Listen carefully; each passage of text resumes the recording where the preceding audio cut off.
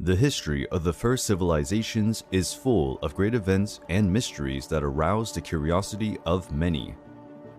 Many wonder how it was possible for human beings to evolve so rapidly compared to other species that had already existed on our planet. Ancient peoples, through their religions, have tried to offer answers about the creation of the world and the odd creative capacity of humanity. Perhaps the answer to this dilemma can be found in the text written by what was the first organized civilization in history, the Sumerians.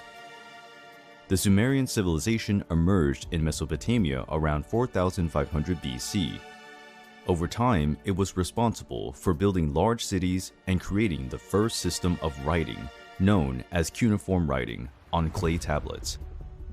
During archaeological excavations in 1849 in Iraq, 14 clay tablets with Sumerian writings were found. The translation of the text revealed one of the most fantastic stories of all time, the story of the Anunnaki gods. According to the Sumerian manuscripts, there is a planet at the ends of the solar system called Nibiru. Every 3,600 years, it enters an orbit close to the planet Earth.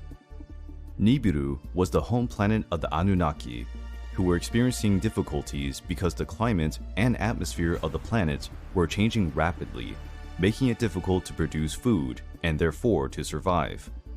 It was necessary to use advanced methods of technology, alchemy, and magic to reverse this situation. To do so, a large amount of gold was needed, since this metal has purifying properties capable of resisting even cosmic radiation. However, gold was a rare resource in Nibiru, and without other alternatives, the Anunnaki used their advanced technology and sent ships into space in search of the precious golden metal. After a long and tiring search, they arrived on planet Earth about 445,000 years ago, where they were the first astronauts to cross space and colonize another planet. The planet Earth was inhabited only by wild animals such as mammoths, saber-toothed tigers, and some apes. The Anunnaki settled in Mesopotamia and built a wonderful city called Eridu. In this city, there was a splendorous garden full of fruit trees and animals. The garden created by the Anunnaki was named Eden, and the first favorite place of the astronaut gods. Shortly after, gold extraction began in underground mines.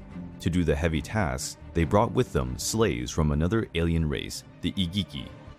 After years of forced labor and humiliation, the Igigi rebelled against the Anunnaki, giving rise to the first war on Earth. The Igigi were defeated and decimated. The Anunnaki needed new workers. The solution was to create a new race of intelligent beings, able to work, but more harmless than the Igigi. The Anunnaki combined their genes with the ancestors of human beings, creating a hybrid and submissive race at their command. This genetic fusion did not go very well at first. Strange beings came to life, like the Nephilim giants, which, although extraordinarily strong, were devoid of intelligence and self-control. The first man to emerge from this successful genetic combination was named Adamu. Compared to human beings, the Anunnaki were incredibly tall and strong, and their weapons would be more than enough to control another possible rebellion. Over time, humans developed the ability to speak and learn from the Anunnaki, to take care of plantations and build houses made of clay and stone. The Anunnaki came to like human beings.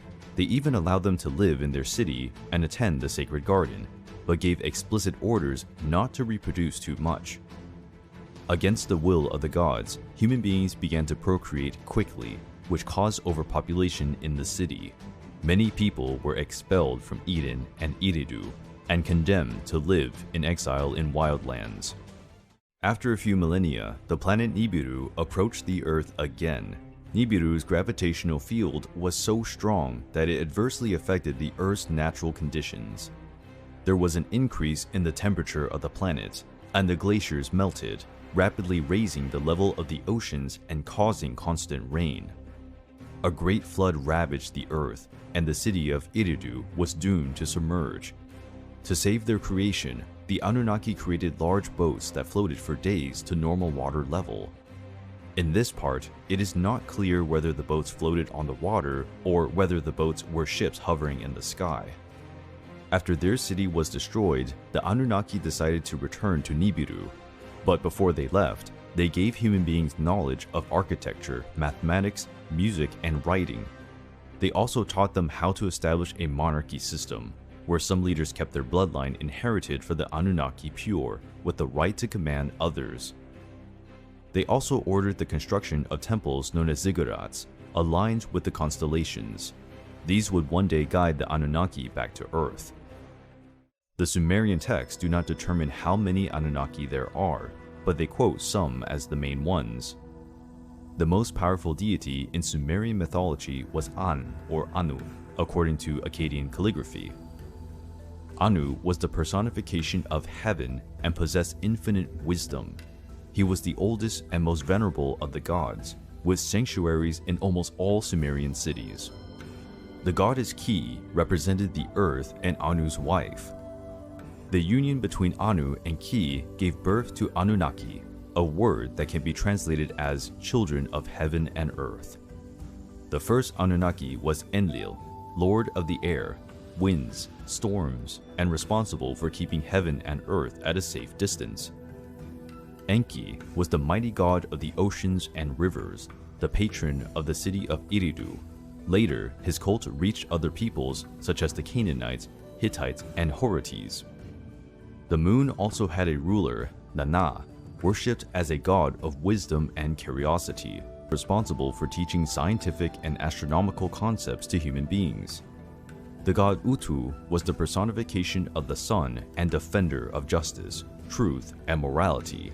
Utu traveled through the heavens in his sacred carriage, emitting a brilliance capable of illuminating the world.